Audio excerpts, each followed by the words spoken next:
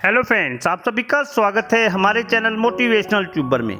सिर्फ एक सपना कुछ नहीं बदल सकता, एक निर्णय बहुत कुछ बदलता है, लेकिन दृढ़ निश्चय सब कुछ बदलने की ताकत रखता है।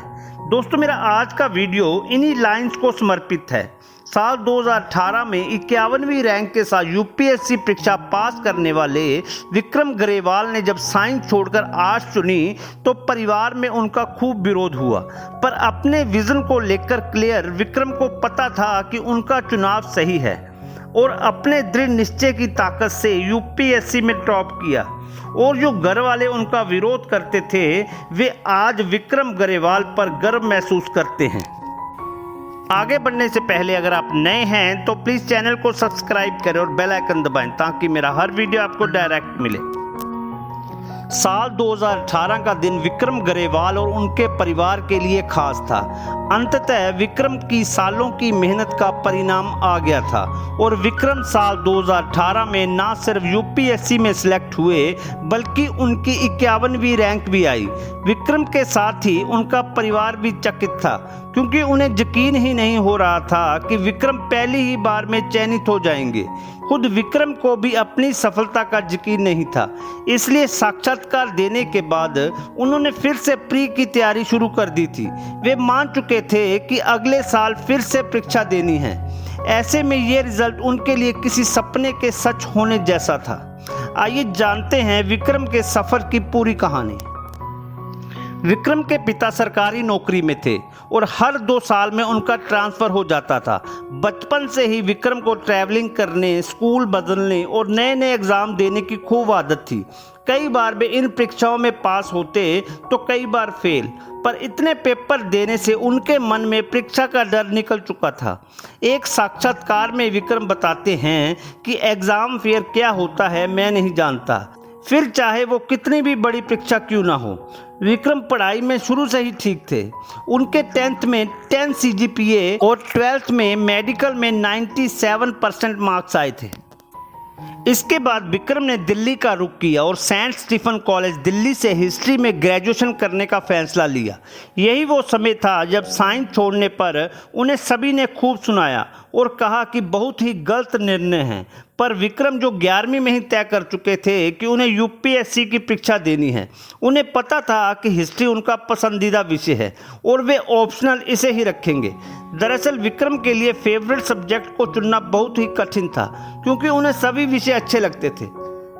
फिर यूपीएससी का सिलेबस आदि देखकर उन्होंने हिस्ट्री को चुना। विक्रम अपनी सफलता के लिए सेल्फ स्टडी को बहुत महत्व देते हैं।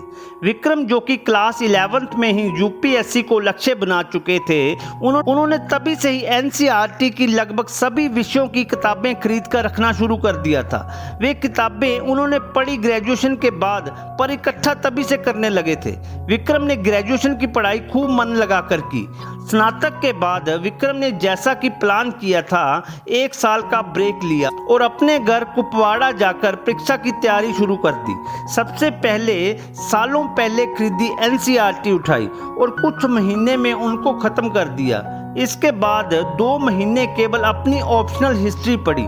उन्हें न्यूज़पेपर पढ़ने में बहुत समय लगता था। इसकी स्पीड बढ़ाई और 1 लाइनर नोट्स बनाए जिनसे बार बार रिवाइज किया जा सके।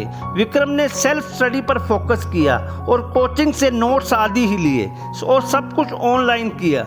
समय बर्बाद ना हो इसलिए घर में ही कंप्यूटर और स्कैनर लगवा लिया। Online study material, computer, printer, scanner, यही उनके प्रिपरेशन के साथी रहे। अपनी यूपीएससी की तैयारी के दौरान विक्रम बाहरी दुनिया से पूरी तरह कट गए थे।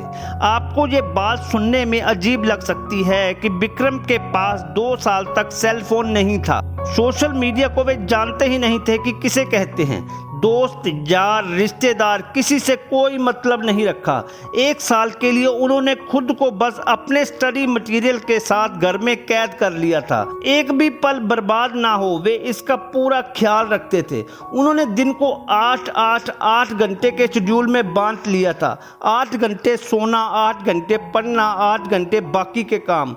और मूड फ्रेश करने के लिए वे कुछ हल्का फुल्का पढ़ते थे, बहन के साथ टाइम स्पेंड करते थे या टीवी में कुछ देखते थे, पर ऐसा जो परीक्षा में काम आए।